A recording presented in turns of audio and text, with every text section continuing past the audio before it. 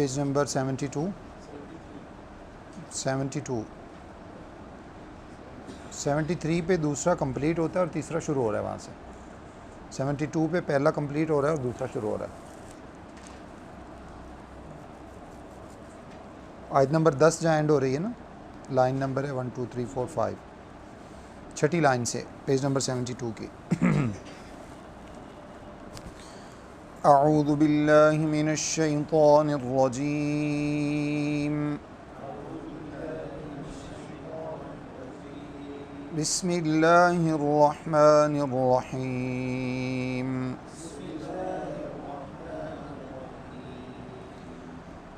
यूसीकुमुल्लाहु फी औलादिकुम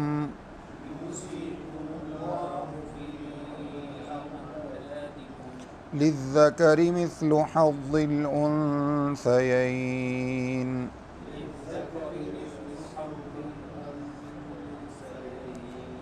फ़इन कुन्न निसाअ फ़ौक़ इस्नतैनि फ़लहुन्न सुलुसा मा तरक।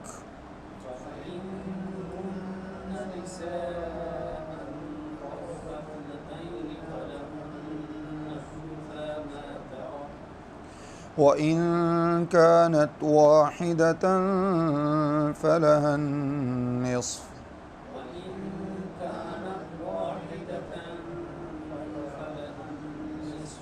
वलिअबवैहि लिकुल्लि वाहिदिन मिन्हुमा अस्सुदुसु मिम्मा तरक इन कान लहु वलद।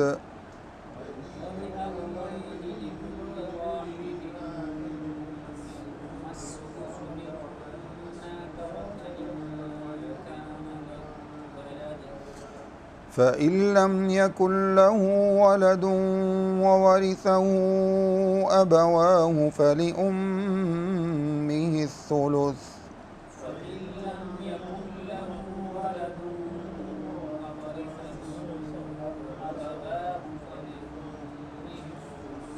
फ़इन कान लहु इख़्वत फ़लिउम्मिहि السुदुस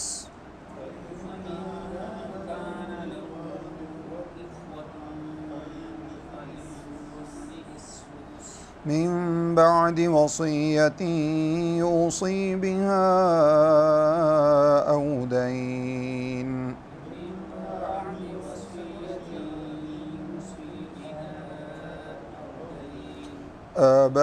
आबाउकुम व अबनाउकुम ला तदरून अय्युहुम अक़रबु लकुम नफ़आ।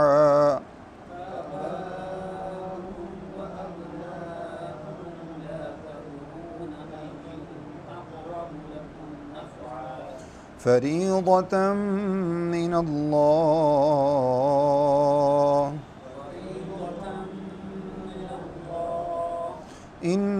इन्नल्लाह कान अलीमन हकीमा।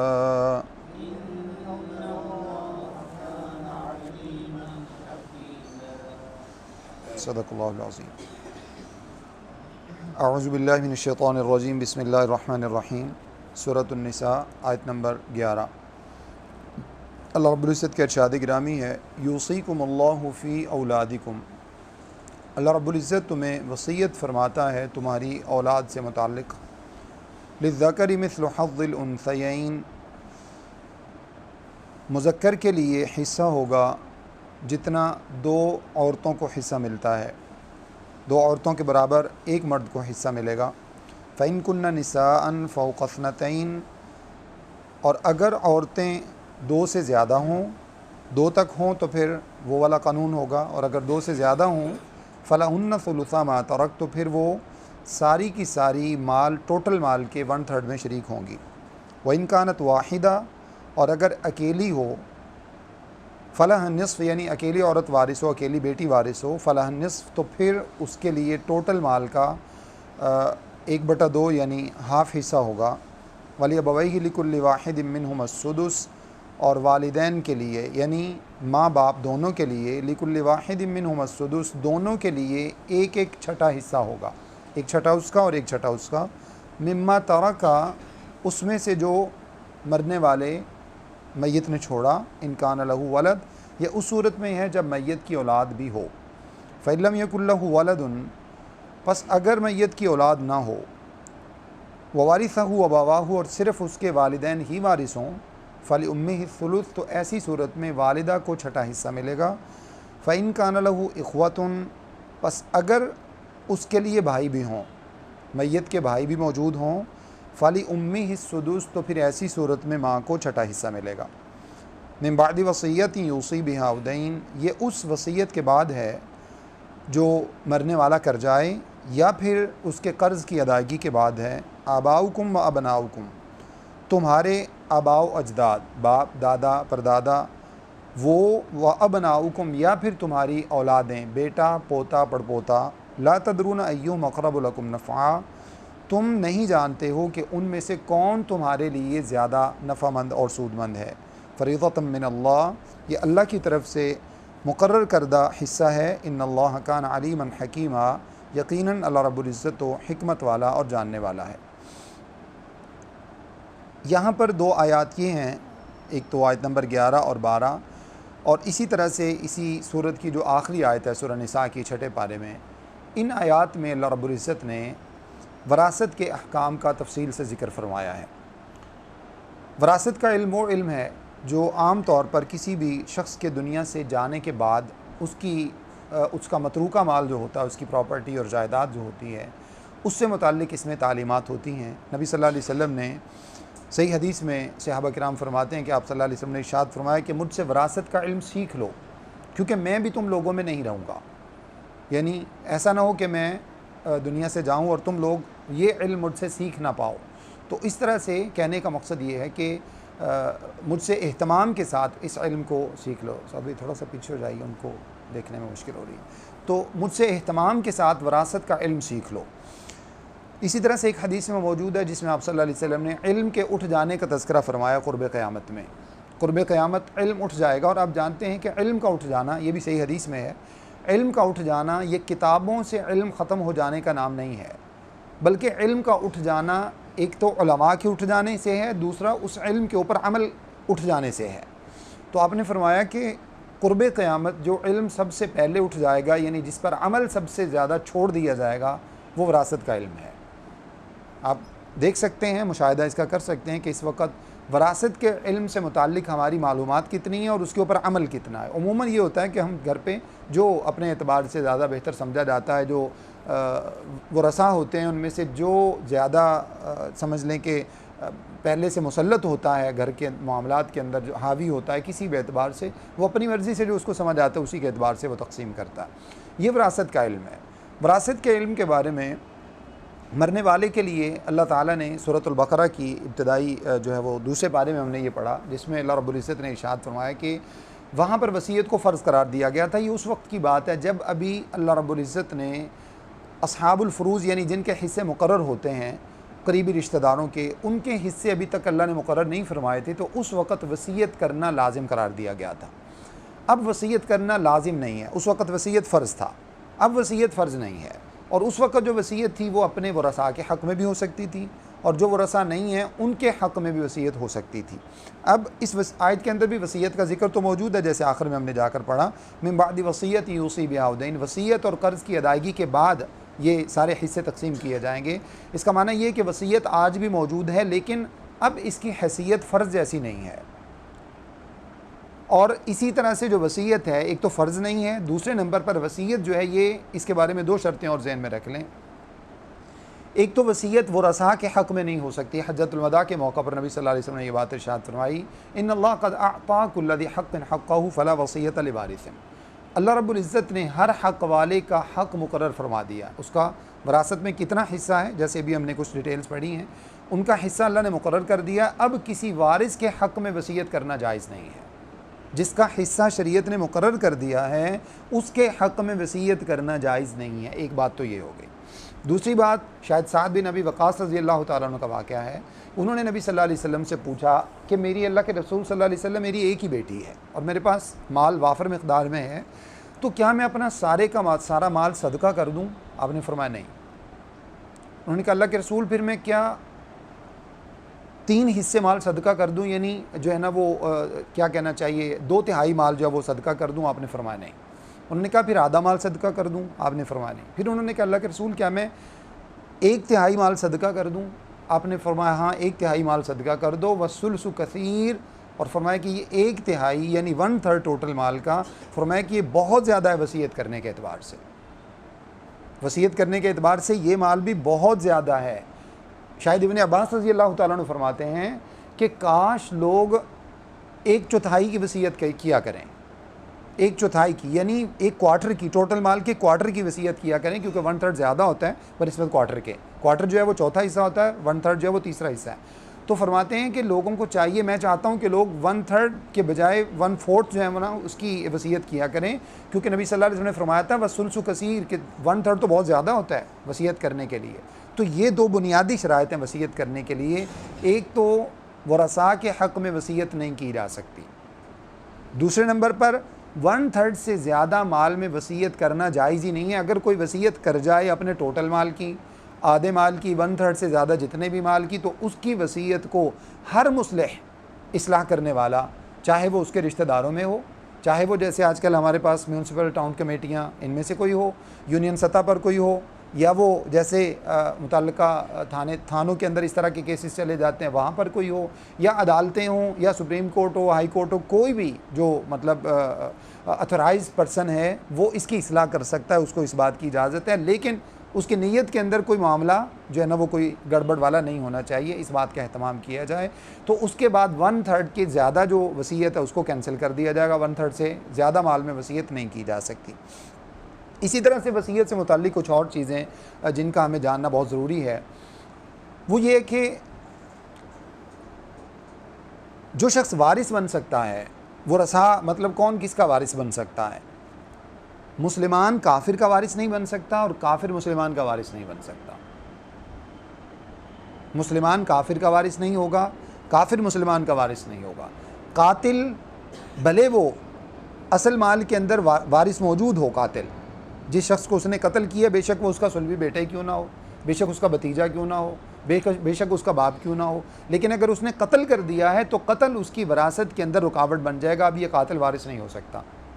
इसी तरह से जो शख्स मुर्तद हो जाए, इस्लाम को छोड़ के कोई दूसरा मज़हब इख्तियार कर ले, तो उसकी भी मिसाल काफिर जैसी है, क्योंकि ये तो ज़िंदीक़ है ना, ये तो काफिर से भी बदतर है।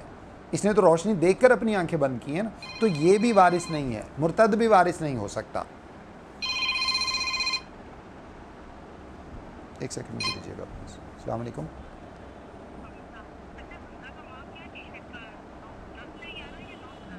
अभी मैं ठहर के बात करता हूँ, ज़रा मसरूफ़ हूँ, सॉरी।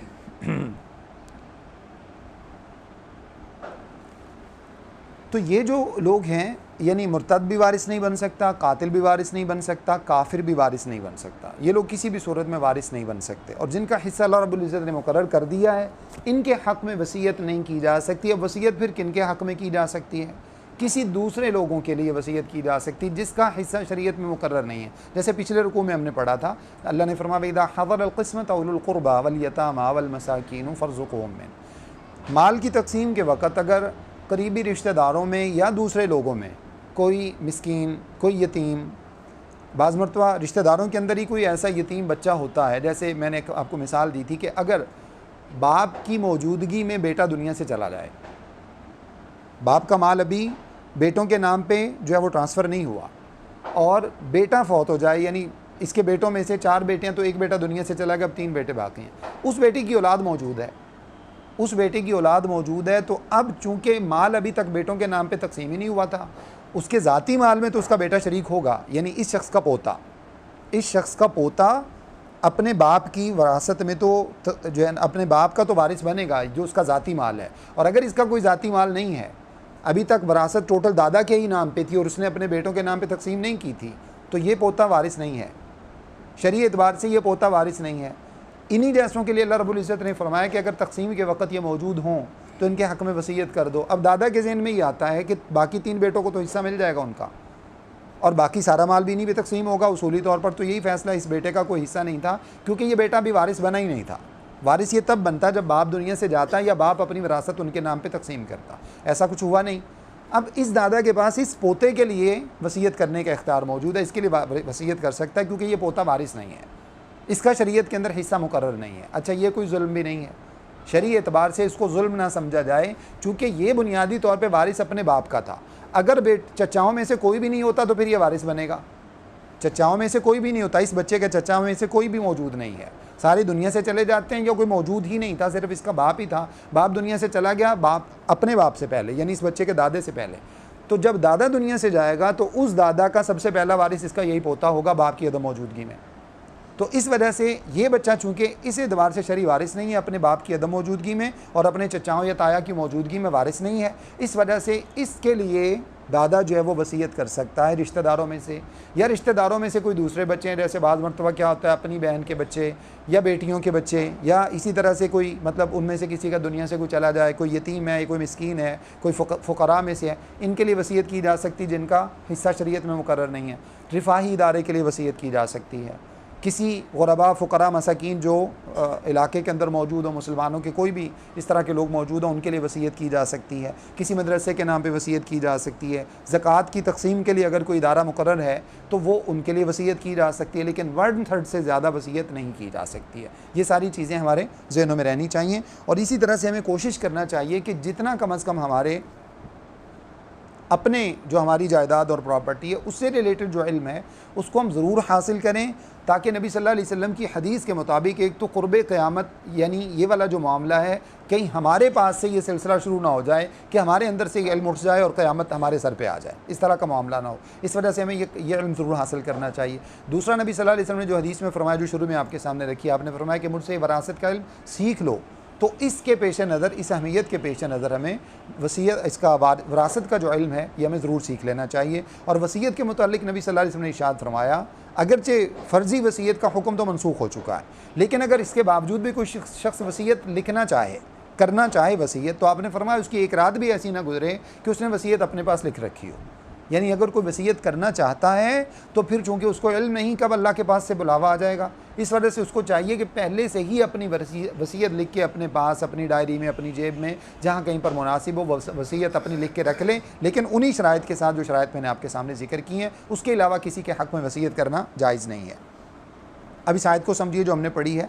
अल्लाह रब्बुल इज़्ज़त ने इरशाद फरमाया, अल्लाह ताला तुम्हें यूसीकुमुल्लाहु फ़ी औलादिकुम, तुम्हारी औलाद से मुतल्लिक़ अल्लाह तुम्हें वसीयत फरमाते हैं। इस वसीयत से मुराद अल्लाह ताला तुम्हें हुक्म बयान फरमाते हैं, और जो जो हिस्सा जिसका मुकर्रर है वो अल्लाह ने ज़िक्र किया। लिज़्ज़करि मिस्लु हज़्ज़िल उन्सयैन, सबसे पहला एक उसूल ये है कि मर्द को अगर 2 हिस्से मिलते हैं तो औरत को 1 हिस्सा मिलेगा, या मर्द को अगर 1 हिस्सा मिल रहा है तो औरत का आधा मिलेगा। मतलब ये है कि दोनों का हिस्सा जो है ना वो इस तनासुब से तकसीम होगा। इसका हरगिज़ ये मतलब नहीं है कि शरीयत ने औरत के साथ कोई नाइंसाफ़ी या जुल्म वाला कोई सिलसिला किया, ऐसा कुछ नहीं है। बुनियादी वजह क्या है? बुनियादी वजह यह है कि मर्द के ऊपर शरीयत ने कमाने की ज़िम्मेदारी, बच्चों के अखराजात की ज़िम्मेदारी, औरत की ज़िम्मेदारी, घर चलाने की ज़िम्मेदारी सारी की सारी मर्द के ज़िम्मा अल्लाह ने लगाई है। औरत के ऊपर इनमें से कोई भी ज़िम्मेदारी अगर वो मर्द के साथ मिलकर अपने शरई हुदूद में रहते हुए मर्द के साथ अगर वो हिस्सा बटाती है इन मामलात के अंदर और उसके पास आसानी से वक्त मैसर है, तो इसमें शरई तौर पे कोई हरज की बात नहीं है। शरीयत ने औरत को कारोबार करने से मना नहीं किया, इवन के ख़वातीन के दरमियान जहाँ पे शरई उमूर उसको जो है ना वो मुश्किल ना हो शरई उमूर पर अमल करने में, वहाँ पर उसको शरीयत ने कोई मना नहीं किया कि वो जो है ना वो जॉब ना करे। जैसे आजकल मेडिकल के शोबे में बहुत सी ख़वातीन जो है वो चूँकि एक माशरे की ज़रूरत भी है, बहुत सी ख़वातीन उनसे इलाज करवाने को तरजीह देती हैं और यकीनन इसके अंदर ज़्यादा शरीयत के ऊपर अमल पैरा होने का मामला है। तो ऐसे में इस तरह की जगहों पर जहाँ मर्दों और औरतों का मेल जोल ना हो और जो है ना वो शरई हुदूद व क़यूद की पाबंदी की जा सकती है, वहाँ पर औरतों को जॉब करने से भी शरीयत ने मना नहीं किया। ये सारे मामलात औरत कर सकती है अगर उसके पास वक्त दस्तियाब है और वो मियाँ बीवी दोनों मिलकर अगर इस तरह के मामलात करना चाहते हैं, लेकिन बुनियादी ज़िम्मेदारी मर्द की है। औरत अगर नहीं करती तो शौहर अपनी बीवी को मजबूर नहीं कर सकता कि तुम जाके जॉब करो, तुम कारोबार करो और तुम लाके अपने बच्चों को खिलाओ पिलाओ भी और उसके बाद इनकी तरबियत भी करो, ऐसा नहीं है। औरत की ज़िम्मेदारी सिर्फ बच्चों की तरबियत करना है, उनको इस्लामी माहौल के अंदर डालना है। इससे हमें ये भी समझ लेना चाहिए कि हमारी औरतें जो आजकल ख़ास तौर पे बच्चों को बिगाड़ने में उमूमन मर्दों के सामने रुकावट बन जाती हैं, यानी उनके बिगाड़ का सबब बनती हैं और मर्दों के सामने वो कह देती हैं जी कि अब ये बच्चों की खुशी का मामला है तो आप क्यों जो है ना वो यहाँ पर पाबंदियाँ लगा रहे हैं। तो ये औरतें कल क़यामत वाले दिन अल्लाह के यहाँ मुजरिम हैं। क्योंकि सही हदीस में जिसमें आपने फरमाया ना कि हर शख्स तुम में से निगहबान है, उसको अपनी रियाया से मुताल्लिक पूछा जाएगा, उसमें औरतों की ये ज़िम्मेदारी का तयन किया गया है कि वो औरतें अपनी औलादों की ज़िम्मेदार हैं, उनकी तरबियत की ज़िम्मेदार हैं, शौहर के माल को खर्च करने के हवाले से वो ज़िम्मेदार हैं और कल क़यामत वाले दिन उनसे पूछा जाएगा इसके बारे में। तो इस वजह से औरतों की जो असल ज़िम्मेदारी है वो औलाद की तरबियत है, इस्लामी उसूलों के मुताबिक अल्लाह और उसके रसूल का फरमाबरदार बनाना। फिर जिहाद के हवाले से जितनी भी ज़िम्मेदारियाँ वो सारी मर्द की हैं, औरत की नहीं हैं। इन सारी चीज़ों के पेश नज़र शरीयत ने मर्द का हिस्सा ज़्यादा रखा है बनिस्बत औरत के। अच्छा, फिर एक और सबब जो दुनियावी सबब हम कह सकते हैं, एक लॉजिकल बात भी है, वो ये कि औरत को जब हिस्सा मिलता है, एक तो अपने शौहर से हिस्सा मिल जाता है, दूसरा इसको अपने बाप की तरफ से भी हिस्सा मिल जाता है। इसके पास तो डबल हिस्सा हो गया ना। तो शरीयत ने नाइंसाफ़ी तो नहीं की इसके साथ। औरत मर्द को तो सिर्फ वहाँ से हिस्सा मिल रहा है ना, इसको ससुराल से तो कोई हिस्सा नहीं मिलता, ससुराल से मर्द को हिस्सा तो नहीं मिलता ना, इसका कोई हिस्सा नहीं है। हाँ, जो मिल रहा है वो बीवी को मिल रहा है। और बीवी की, जैसे हमने पहले जो है ना वो निकाह से मुताल्लिक बात की थी, हमारे मुआशरे के अंदर अगरचे बीवी की अलग मलकियत का तसव्वुर नहीं है, लेकिन शरीयत के अंदर बीवी की अलग मलकियत का तसव्वुर मौजूद है। अगर औरत के पास एक माल है, वो अपने शौहर को नहीं देना चाहती तो वो आज़ाद है, शरीयत उसको पाबंद नहीं करती कि वो। इसी वजह से हक महर जो है, जब आगे जाकर हम बात करते हैं इसकी वरासत की तकसीम से मुताल्लिक, तो अल्लाह ने फरमाया ना कि कर्ज़ की अदायगी के बाद जो है ना वो जो वसीयत की है वो, और इसी तरह से कर्ज़ की अदायगी के बाद हिस्से तकसीम किए जाएंगे। इसी के अंदर ये शर्त भी समझ लें कि अगर शौहर ने अपनी बीवी का हक महर नहीं दिया हुआ तो हक महर की अदायगी भी हिस्से तकसीम करने से पहले की जाएगी। यानी ये तो उसका एक्स्ट्रा हक है ना, जो औरत का पहले से मर्द के ज़िम्मे मौजूद था, इसका वरासत से कोई ताल्लुक़ नहीं है, तो इसको वरासत के अंदर इंक्लूड ना किया जाए, ये तो वरना तो हक से इस महरूम हो जाएगी औरत जो है वो। इस वजह से शरीयत ने, अच्छा अब मर्द हक महर दे रहा है उसको, औरत के ज़िम्मा हक महर देना नहीं है। औरत हक महर भी वसूल कर रही है, अपने शौहर से हिस्सा भी वसूल कर रही है और अपने वालिदैन से भी हिस्सा वसूल कर रही है। तो ऐसे में शरीयत ने औरत के साथ किसी किस्म का कोई नक़स और कमी नहीं छोड़ी है, बल्कि उसको बाज़ मरतबा मर्द से ज़्यादा भी हिस्सा मिल जाता है। तो शरीयत ने, अल्लाह रब्बुल इज़्ज़त ने फरमाया कि औरत के लिए मर्द का आधा है, मर्द को उससे दुगना हिस्सा मिलेगा। फ़इन कुन्ना निसान, ये उस वक़्त है जब औरतें दो हों, यानी एक भाई है और दो बहनें हैं। फ़इन कुन्ना निसान फ़ौक़-इस्नतैन, अब फ़र्ज़ कीजिए कि दो औरतें नहीं हैं बल्कि औरतें दो से ज़्यादा हैं। निसा ये असल में इमरातुन की जमा होती है, औरतों को कहा जाता है, इसी मुनासबत से इस सूरत का नाम भी निसा है। अगर औरतें दो से ज़्यादा हैं, फ़लाहुन्ना सुलुसा मा तरक, तो फिर क्या होगा, वो टोटल माल के 1/3 में शरीक होंगी। यानी अगर तो औरतें मतलब जो है ना वो दो हैं, तो फिर उनके लिए शरीयत ने वो हिस्सा मुकर्रर कर दिया है, जैसे हम आगे जाकर भी पढ़ रहे हैं वाली इसमें, व इन कानत वाहिदतन फला निस्फ, अगर अकेली है तो फिर आधे माल की वारिस होगी। अगर वो दो हैं तो दो होने की सूरत में फिर जो औरतों और मर्दों का जो है ना वो उसी तनासुब से हिस्सा तकसीम होगा, मर्द को एक हिस्सा और औरत को उसका आधा हिस्सा मिलेगा। और अगर औरतें दो से ज़्यादा हैं, यानी दो बेटियां हैं, दो बेटियों से ज़्यादा हैं, 3 बेटियां या 3, 4, 5 बेटियां हैं, तो ऐसी सूरत में वो सारी की सारी बेटियां टोटल जो विरासत होगी उसके 1/3 में सारी बराबर शरीक होंगी। और उसके बाद जब 1/3 हो जाएगा तो फिर इनमें वो सारा बराबरी की सतह पे तकसीम कर दिया जाएगा। वइन कानत वाहिदतन फलहन निस्फ, और अगर बेटी अकेली है, अगर अकेली बेटी ही वारिस है, तो फिर ऐसी सूरत में वो आधे माल की वारिस होगी। सही हदीस में इसका वाक़या भी एक मौजूद है। एक सहाबी आए, उन्होंने अल्लाह के रसूल सल्लल्लाहु अलैहि वसल्लम से अर्ज़ किया और पूछा कि अल्लाह के रसूल, मेरा हिस्सा जो है वो शरई एतबार से क्या है। तो आप सल्लल्लाहु अलैहि वसल्लम ने जब रास्तों की वरासा की तादाद पूछी तो उनमें जो है ना वो एक उस शख्स की बेटी वारिस थी और एक जो है वो उसका बाप वारिस था। तो अब बाप को आप सल्लल्लाहु अलैहि वसल्लम ने 2 हिस्से दिए, एक छठा हिस्सा वो औलाद होने की वजह से और एक छठा हिस्सा असबा होने की वजह से। यानी बेटी को आधा माल देने के बाद जो है ना वो बाकी जो हिस्सा बच गया उसमें से एक छठा तो इसको पहले मिल गया, अब दूसरा छठा चूँकि और कोई रिश्तेदार था नहीं, इस वजह से असबा होने की वजह से, असबा कहा जाता है मर्द का करीबी तरीन रिश्तेदार, यानी करीब तरीन जो रिश्तेदार होता है, अगर सारे हुकूक वालों को उनके हिस्से दे दिए जाएँ फिर भी कुछ माल बच रहे तो फिर उसका जो करीब तरीन मर्द का रिश्तेदार होगा फिर वो वारिस बनता है, उसको असबा कहा जाता है। इन लोगों को ज़विल फ़ुरूज़ कहा जाता है, ज़विल फ़राइज़ भी और ज़विल फ़ुरूज़ भी, यानी जिनके हिस्से अल्लाह ने मुकर्रर फरमा दिए। तो इस सूरत में आप सल्लल्लाहु अलैहि वसल्लम ने उसको 2 छठे हिस्से दिए, एक उसके जो है ना वो औलाद होने की वजह से वारिस होने की सूरत में, और दूसरा जो है वो दूसरा छठा उसको दिया असबा होने की वजह से। इसके बाद इरशाद फरमाया वली अबवैहि लिकुल्लि वाहिदिन मिनहुम अस्सुदुस, अब माँ और बाप दोनों के लिए, अगर मरने वाला बेटा है, मरने वाली जो मैयत है उसके माँ बाप मौजूद हैं दोनों, तो उन दोनों के लिए अल्लाह ने फरमाया लिकुल्लि अबवैहि लिकुल्लि वाहिदिन मिनहुम अस्सुदुस मिम्मा तरक इन कान लहु वलद, अगर औलाद मौजूद है 1 2 3 4 जितनी भी औलाद मौजूद है, औलाद मौजूद है। औलाद मौजूद होने की सूरत में, अच्छा इसके अंदर एक और चीज़ भी समझ लें, औलाद की भी 3 किस्में होती हैं, बहन भाइयों की 3 किस्में होती हैं। एक होते हैं अल्लाती, एक सबसे पहले होते हैं आइनी, फिर उसके बाद होते हैं अखियाफ़ी और उसके बाद होते हैं अल्लाती।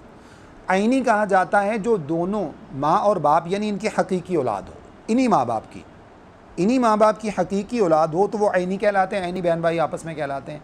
अखियाफ़ी बहन भाई वो कहलाते हैं जिनकी माँ एक हो और बाप उनके अलग से हों, यानी बाप अलग से होने का मतलब ये कि इस माँ की जो औलाद होगी अखियाफ़ी बहन भाई कहलाएंगे। और अगर इस जो है ना वो मतलब इसी क्या कहना चाहिए कि किसी दूसरी अगर इसी शख्स ने शादी कर रखी है तो वहाँ की जो उस औरत की आपस में औलाद होगी वो आपस में अखियाफ़ी बहन भाई कहलाएंगे। और अल्लाती बहन भाई कौन कहलाते हैं? जिनमें जैसे 2 या 3 बीवियाँ हैं, इन 2-3 बीवियों की जो औलाद आपस में होगी ना, एक माँ की औलाद और उसी बाप से औलाद जो इनकी होगी आइनी कहलाएगी। और इनकी जो है ना वो आपस में एक बाप की 2-3 अगर उसकी बीवियाँ मौजूद हैं तो इन सब की आपस में जो औलाद होगी, एक बीवी की इस बीवी के बच्चों के साथ, फिर तीसरी बीवी के बच्चों के साथ, ये सारे आपस में अल्लाती बहन भाई कहलाते हैं। ठीक है, तो इस वजह से अब यहाँ देखिए, अगर आइनी, अल्लाती, अखियाफ़ी कोई भी बहन भाई मौजूद है तो इन तमाम सूरतों में अल्लाह रब्बुल इज़्ज़त ने इरशाद फरमाया, जैसे इरशाद फरमाया यहाँ पर, फ़इल्लम यकुल्लहु वरथुन वलदुन ववरिसहु अबवाहु फलिउम्मिहि सुलुस। अगर औलाद ना हो और सिर्फ माँ बाप ही वारिस हों तो फिर इनको तीसरा हिस्सा मिलेगा। ठीक है, फिर इनको तीसरा हिस्सा छठे से ज़्यादा है।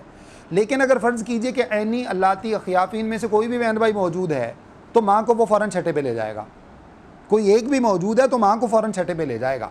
बाज़ मरतबा ये होता है कि वो खुद वारिस नहीं भी बनता, वो खुद वारिस नहीं भी बनता, जैसे ही इस बाप की सुलभी औलाद नहीं है, लेकिन वो वारिस ना बनने के बावजूद माँ को छठे हिस्से पे ले जाएगा, यानी इसको हजब कहा जाता है, इसके लिए नुकसान का सबब बन जाएगा। फ़इल्लम यकुल्लहु वलदुन, इस आयत को, अल्फाज को दोबारा समझ लीजिए। अल्लाह ने फरमाया पिछले अल्फाज से, वली अबवैहि लिकुल्लि वाहिदिन मिनहुमा सुदुसु मिम्मा तरक इन कान लहु वलद, अगर मरने वाले की औलाद नहीं है तो माँ बाप को छठा हिस्सा मिलेगा, दोनों को एक एक छठा। फ़इल्लम यकुल्लहु वलदुन ववरिसहु अबवाहु, और अगर औलाद उसकी नहीं है, औलाद की मौजूदगी में छठा है दोनों के लिए, औलाद नहीं है तो फिर सिर्फ माँ बाप ही वारिस हैं, ऐसी सूरत में माँ को तीसरा हिस्सा मिलेगा, बाप को बदस्तूर छठा ही मिलेगा। फ़इन कान लहु इख़्वतुन, और अगर इसके भाई मौजूद है मैयत के, ठीक है, ये तो पहले औलाद की बात हो रही थी, बेटा बेटियाँ, 2 से ज़्यादा बेटियाँ, उन सब की बात हो रही थी, अब इसके भाइयों की बात हो रही है। अगर भाई मौजूद हैं उसके, फलिउम्मिहि सुदुस, तो ऐसी सूरत में भी माँ को छठा हिस्सा मिलेगा। मिन बादी वसीयत यूसी बिहा औ दैन, और ये सारे हिस्से कब तकसीम किए जाएंगे? जब वसीयत के ऊपर अमल हो जाए तब। और वसीयत के बारे में मैंने आपको बता दिया, मैयत की तरफ से भी उस वसीयत के ऊपर अमल किया जाएगा जो वसीयत शरई हो। जो शरई वसीयत नहीं है उसके ऊपर अमल करना न सिर्फ ज़रूरी नहीं है, बल्कि बाज़ मरतबा उसकी वसीयत जो है ना वो शरीयत के ख़िलाफ़ होती है, उसको ख़त्म करना ज़रूरी हो जाता है, क्योंकि मरने वाला भी तो आखिर इंसान है ना, उससे गलती हो सकती है। अब आम तौर पर हमारे यहाँ एक तस्वुर ये पाया जाता है कि मरने वाले ने जो भी कह दिया, जो वो दुनिया से चला जाता है, उसकी ज़िंदगी में तो खैर हम जितनी उसकी परवाह करते हैं वो तो हमें माशरती तौर पे अंदाज़ा ही है, लेकिन जब वो दुनिया से चला जाता है, उसने कुछ भी बोल दिया, कुछ भी लिख दिया, हम कहते हैं जनाब चूँकि उसने वसीयत कर रखी, भले वो वसीयत अल्लाह ताला की नाफरमानी की हो, नबी सल्लल्लाहु अलैहि वसल्लम की नाफरमानी की हो, शरीय एतबार से नाफरमानी की वसीयत हो। जैसे उसने आधा माल देने का कह दिया जी कि आधा माल मेरी बीवी को दे देना, वो वारिस ही नहीं है आधे माल की, उसके हक़ में वसीयत ही नहीं हो सकती। या उसने कहा कि मेरे फ़लाँ बेटे को इतना ज़्यादा माल दे देना, उसके हक़ में वसीयत कर ही नहीं सकता। बेटी के लिए उसने वसीयत कर दी, उसके हक़ में नहीं कर सकता, इस वसीयत के ऊपर अमल किया ही नहीं जा सकता। तो ऐसी वसीयत को ख़त्म करना लाजिम है। अगर फ़र्ज़ कीजिए मरने वाला जो दुनिया से जा चुका है, उसी ने जानिबदार होकर किसी के लिए वसीयत कर दी, तो ये वसीयत तो शरीयत वार से जायज़ ही नहीं है इसके ऊपर अमल करना। इस वजह से उस वसीयत को भी ख़त्म किया जाएगा, सिर्फ उस वसीयत पे अमल किया जाएगा जो टोटल माल के 1/3 में हो, शरीयत की फरमाबरदारी में हो, और इसी तरह से किसी वारिस के हक़ में ना हो, किसी और के लिए अगर वसीयत हो। और इसी तरह से एक और चीज़, नबी सल्लल्लाहु अलैहि वसल्लम ने हदीस में इरशाद फरमाया कि तुम अपनी औलाद को मोहताज छोड़ के मर जाओ दुनिया से, उसने कि अपनी औलाद को तुम भूखा छोड़ के ना जाओ। इसका माना क्या है? इसका माना यह है कि अगर मरने वाले की विरासत है ही थोड़ी सी, बहुत थोड़ी सी उसकी विरासत है, और जो उसके वरासा हैं वो भी ज़रूरतमंद हैं, यानी वो भी ऐसे मुस्तगनी नहीं है कि जैसे बाद में तो होता है कि मरने वाले की अपनी विरासत कुछ नहीं होती, लेकिन औलाद और वरासा जो होते हैं वो माशाअल्लाह अल्लाह ने उनको बहुत मुतमव्विल रखा हुआ है। अब ये थोड़ी सी जो इसने विरासत छोड़ी है, वरासा इसके मोहताज भी हैं, वो ज़रूरतमंद भी हैं। फ़र्ज़ कीजिए वो मोहताज हों या ना हों, इसके मरने के बाद मालिक वो बन चुके हैं। अब इसकी वसीयत के ऊपर अमल नहीं हो सकता। इसने वसीयत कर दीजिए कि मेरा थोड़ा सा माल है, ये बस अल्लाह की राह में दे देना, या किसी भी उसके जो है ना वो किसी भी राह में उसने वसीयत कर दी, इसकी वसीयत के ऊपर अमल नहीं हो सकता। टोटल माल के बारे में तो वसीयत कर ही नहीं सकता था। अपने इसने वो रसा को मोहताज कर दिया, फ़र्ज़ कीजिए वो ज़रूरतमंद है, तो और भी ज़्यादा जुल्म की बात है। बाज़ मरतबा क्या होता है, एक बाप की औलाद उसकी ज़िंदगी में नाफरमान हो जाती है। अच्छा, इसी से एक और मसला भी समझ लें। आम तौर पे अखबारात में हम पढ़ते हैं आखनामा कलब साहब ने देखा होगा, जिसमें क्या होता है, एक बाप अपनी फ़लाँ बेटा जी चूँकि वो नाफरमान हो गया, उसने शादी की, शादी के बाद उसने मुझे पूछा नहीं, या जो कुछ भी हुआ किसी भी वजह से उसने कहा जी मैंने इसको आग कर दिया। सिर्फ काफिर होने की सूरत में बाप को वो आग करने की ज़रूरत ही नहीं है, अब तो वो बेटा खुद ब खुद आग हो गया ना, ख़त्म हो गया उसका मामला। यानी अगर बेटा काफिर हो गया, अल्लाह ना करे, और अगर वो ऐसा कुछ नहीं है तो बाप के पास किसी सूरत में कोई इख्तियार नहीं है कि अपने बेटे को विरासत से महरूम करके जाए। अगर करके जाता है तो कल क़यामत वाले दिन अल्लाह क्या पकड़ा जाएगा। ये बाप अपने बेटे को आँख नहीं कर सकता। ये आँखनामे जो हमारे माशरे के अंदर मौजूद है ना, ये असल में हिंदुओं की बाक़ियात हैं जो हमारे पास आई हुई हैं। किसी बाप के पास इख्तियार नहीं है, भले उसका बेटा जितना मर्जी नाफरमान हो जाए, अगर वो नाफरमान अल्लाह न करे आपकी वो फर्मा बरदारी नहीं कर रहा, आपको तकलीफ़ पहुँचा रहा है, कल क़यामत वाले दिन उस बात का अल्लाह रब्बुल इज़्ज़त के पास उसको हिसाब देना होगा, और ये चीज़ उसके जन्नत में जाने में रुकावट बन जाएगी। तो ऐसी सूरत में उसको आँख नहीं किया जा सकता। बेटा हो, बेटी हो, या कोई भी वारिस बन रहा हो, किसी भी वारिस को महरूम नहीं किया जा सकता। बाज़ मरतबा माल में इस वजह से वसीयत की जाती है जी कि फ़लाँ चूँकि ज़िंदगी भर मेरी उससे बनी नहीं, इस वजह से मैं चाहता हूँ उसको दिया कुछ ना जाए। अगर आप चाहते हैं उसको कुछ ना दिया जाए, शरीयत उसको देना चाहती, तो आप अल्लाह से ज़्यादा समझदार तो नहीं है। इस वजह से आप जैसे भी हैं सिर्फ वही वसीयत कर सकते हैं जिसकी शरीयत ने आपको इजाज़त दी है, और वसीयत के अमल करने के बाद जो शरई वसीयत है उस पर अमल करने के बाद इसी तरह से कफन दफन का अहतमाम सबसे पहले इसके माल में से निकाला जाएगा। ये सारी चीज़ें चूँकि इसकी बुनियादी अपनी ज़रूरियात हैं, इसकी अपनी ज़रूरियात सबसे पहले इसकी ज़िंदगी में से पूरी की जाएंगी, इसके कर्ज़ अदा किए जाएंगे, इसके कफन दफन का अहतमाम जो है उसमें से निकाला जाएगा। अगर बीवी को इसने हक़ महर नहीं दे रखा, वो हक़ महर पहले निकाला जाएगा। ये सारे मामलात करने के बाद फिर वसीयत को देखा जाएगा। अगर वसीयत करने के लिए माल अभी तक मौजूद है और वो रसा को आसानी से सब सारे उनके हुकूक दिए जा सकते हैं, उसके बाद इतना माल मौजूद है कि उसमें वसीयत पे अमल हो सकता है, तो फिर तो वसीयत पे अमल किया जाएगा। और अगर माल इतना नहीं बचता तो फिर वसीयत पे अमल नहीं किया जाएगा, बल्कि फिर ऐसी सूरत में इसके वरसा को माल दिया जाएगा। तो ये सारी चीज़ें मलहूज़ खातिर रहनी चाहिए। आबाउकुम व बनाउकुम, यहाँ अल्लाह रब्बुल इज़्ज़त ने इस बात की हिकमत बयान फरमाई है। तुम्हारे माँ बाप, आबा व अजदाद यानी बाप। अच्छा, जैसे औलाद की बात हुई है ना पीछे, यहाँ से ये समझ लें औलाद के अंदर सबसे पहले बेटा शामिल है, बेटा नहीं है तो पोता शामिल है, पोता नहीं है तो पड़पोता भी शामिल है। जब बाप की बात होती है तो बाप के अंदर सबसे पहले बाप आएगा, सुलभी बाप, हकीकी बाप। उसके बाद अगर बाप नहीं है तो दादा भी उसके हुक्म में आ जाएगा। अगर दादा नहीं है पर दादा मौजूद है तो वो भी उसके हुक्म में आके वही हिस्सा वसूल करेगा जो बाप हिस्सा वसूल कर रहा था। यानी छठा हिस्सा अगर ले रहा बाप तो वो दादा या परदादा भी छठा हिस्सा लेगा। औलाद में से अगर एक बेटा है और बेटा होने के नाते से बाज़ मरतबा अक्सर जो है ना वो विरासत का हकदार वही बन जाता है। ऊपर भी कोई मौजूद नहीं है, नीचे भी कोई मौजूद नहीं है, बेटा ही है। और अगर बेटा मौजूद नहीं है तो उसका जो पोता होगा वो पोता सारे का सारा माल जो है ना वो जो उसका बाप वारिस बन रहा था उस सारे माल का ये वारिस बन जाएगा। अगर पोता भी मौजूद नहीं है, पोते की औलाद मौजूद है जिसको पड़पोता कहा जाता है, तो वो भी इसी तरह से वारिस बनेगा जैसे हकीकी बेटा वारिस बन रहा था। तो ये सारा देखना ज़रूरी है। जब ये कहा जाए ना कि औलाद हो तो ये हिस्सा होगा, औलाद ना हो तो ये हिस्सा होगा, तो औलाद में ये तीनों पुश्तें देखना ज़रूरी है। इसी तरह से माँ बाप के हवाले से जो बात की जा रही है उसमें ऊपर तक सारे सिलसिले देखना ज़रूरी है। इसके बाद फरमाएँ कि आबाउकुम व बनाउकुम ला तदरून अय्युम अक़रबु लकुम नफ़ा, तुम्हारे आबाओ अजदाद या तुम्हारी औलादों की पुश्तें कौन इनमें से तुम्हारे लिए ज़्यादा नफ़ामंद है, ये तुम नहीं जानते हो। ये तुम नहीं जानते हो। ये क्यों कहा? इंसान की फितरत है। इंसान सबसे ज़्यादा अपनी औलाद से मोहब्बत करता है, भले औलाद उसकी नाफरमानी क्यों ना हो। अब उसकी कोशिश होती है बाज़ मरतबा, जिस तरह कि आजकल हमारा इस्लाम से बहुत दूरी है हमारे लोगों के अंदर, तो उसकी कोशिश होती है कि हर जगह पर अपनी औलाद को ही मुकद्दम रखता है। उसका नतीजा भी हम भुगत रहे हैं, माशरती तौर पर उसका नतीजा भी हम भुगत रहे हैं। हमने जहाँ जहाँ अपनी औलाद को तरजीह देना शुरू की है, बाज़ मरतबा अपने वालिदैन को हम पीछे छोड़ देते हैं। हमारे माशरे के हिस्से है ना कि लोग अपने वालिदैन के लिए नौकर चाकर रख लेते हैं और अपने बच्चों की एक एक चीज़ उनकी जो है ना वो ख़ुद से अपने हाथों से कर रहे होते हैं। कल इनके साथ भी यही होगा। माशरती तौर पर इसका नुकसान ये भुगत के जाएगा। तारीख़ अपने आप को दोहराती है। अल्लाह रब्बुल इज़्ज़त ने इरशाद फरमाया कि तुम औलाद को तो बखुशी अपना रिस्क देते हो, या अपनी जो विरासत होगी उनको तो बखुशी तुम देना चाहते हो। बाज़ मरतबा क्या होता है, इंसान कहता है अच्छा जी अब मेरा अब्बा भी वारिस होगा, इसका मतलब है कि मेरी बीवी को थोड़ा मिलेगा, मेरी औलाद को थोड़ा मिलेगा। अल्लाह ने फरमाया कि इनमें से ज़्यादा नफ़ामंद तुम्हारे लिए कौन है, तुम्हारी औलाद या तुम्हारे वालिदैन, ये तुम नहीं जानते हो। इस वजह से जो शरीयत ने हिस्सा मुकर्रर कर दिया है बाप का जिस सूरत में, तीसरा या छठा या जितना भी, अल्लाह ने फरमाया वो हिस्सा उसको मिल के रहेगा। और इसी तरह से औलाद का जो हिस्सा अल्लाह रब्बुल इज़्ज़त ने मुकर्रर कर दिया है, कोई बाप अपनी औलाद को भी महरूम ना करे और अपने वालिदैन को भी महरूम ना करे, उनका जो हिस्सा शरीयत ने मुकर्रर किया वो उसको लाजमी देना होगा।